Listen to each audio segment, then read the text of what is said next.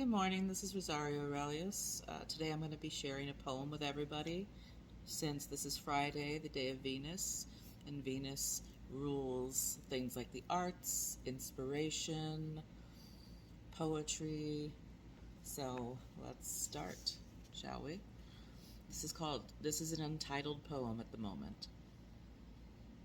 He walked around the room, eyeing the crowd. A handful of cards, and he, like Neantio, jester playing a trick.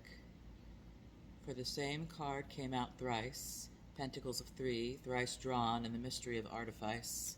How I laughed, not at him. He seemed to be playing a role, as he might have done before. Everyone has the face they show the world, his a scorpionic display. I never considered my own to be prideful despite the lion's array.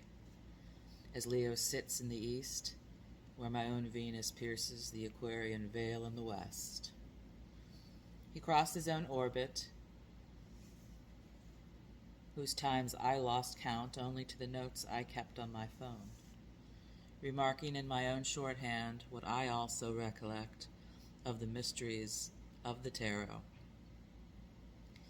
Then he turned to me, carefully spreading out the entire deck, though I could see the underside of half the cards. So I shut my eyes and spread 5 to the right, then pulled the one on the left. It was the moon, and I heard overlighting his voice another as it rang out. You had to pull that card, didn't you? And yet the irony of the face looking upon me as he walked in a circle to reveal the card. Soon came the portents of lunar import as I was writing down Pisces. He was still on deception and illusion. I wondered if he was illustrating a pattern or addressing that another game was being played that I hadn't seen. He looked into my eyes now from afar, piercing that familiar face of Mephistopheles, Pan, Shaitani, scowling to fire back and return the firebrand from some time ago.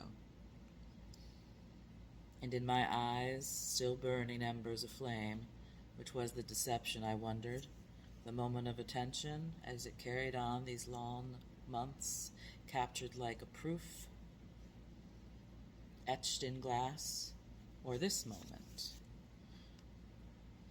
This moment's impermanence in the eyes of a man who I sometimes know, these eyes whose gradients shift from seething rage to a veil to mask the same, to a fury that consumes everything in its wake. Can Athena hold back the flood of Poseidon's furious wake, as they hold space over the city of Athens for this moment to abate? The swelling tide, as the thunders draw nigh, not to get caught up in the structure of Greek politics, but the earth and the storm wage war upon a field beyond the sandstorm.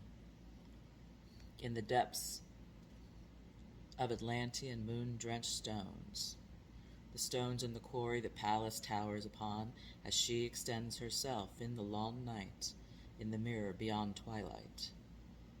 For all of mankind's days, was the earth a jewel on display, yet a pearl beneath the waves,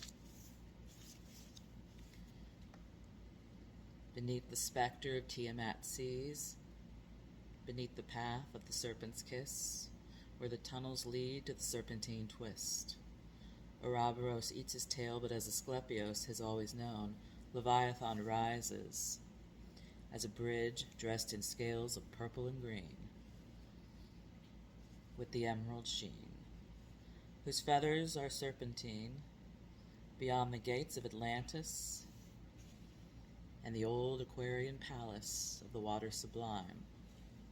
There we opened a gateway to the Uranian time through Urania's mirror. It was there that I entered into that cold land, through the breath of ghosts, and there discovered the pyramids aflame with the waters of Chem. Thank you for listening. Have a great day.